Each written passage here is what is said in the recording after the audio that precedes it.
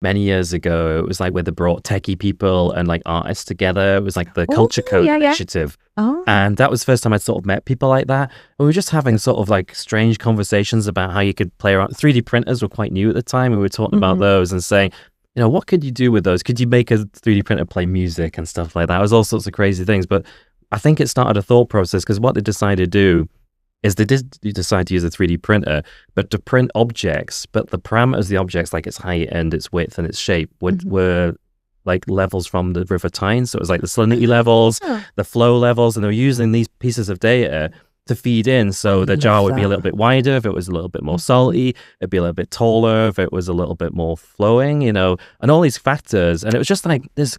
I was like, how did you think to do that? That was way beyond what we were talking about. But it was just that taking things to the next level, and just that kind of, here's someone who was mostly doing art and stuff, thinking about using a technology that was, you know, it was pretty new at the time for generally use anyway. And it was just interesting to see where they took it in a way that I didn't even think of that. You know, it was really exciting to see someone's perspective. And I think they went on to do a PhD related to look into that. Oh, I love it. See, this is where magic happens, honestly, when you get these two or more groups of people together who think differently, and they all come to the table with all these different insights and experiences, and the way they see the world is different. And this is where, like, obviously co-creation, as I said, you know, my PhD sits those, if I can help them come together.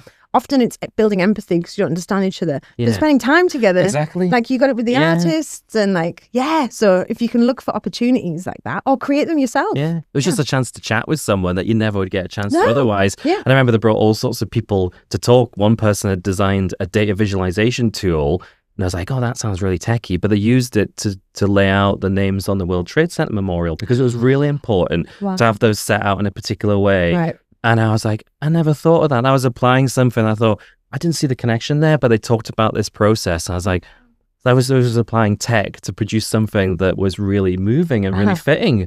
I just thought, that's cool. You know, using technology in ways I hadn't even considered, and combining that with creativity. It definitely made me think more creatively, but just bringing these kind of disparate groups together.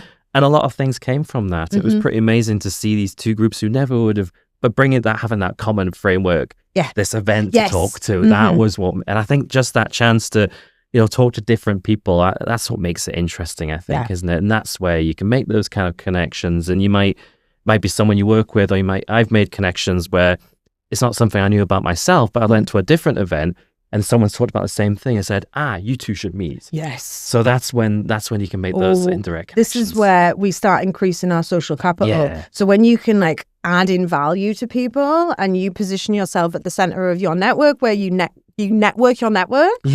That's really, really powerful. And people want to tap into that. So you increase your value in your network and your own ecosystem, and then more people will invite you to things because they want to tap in and build a relationship with you, and they want you to do that for them.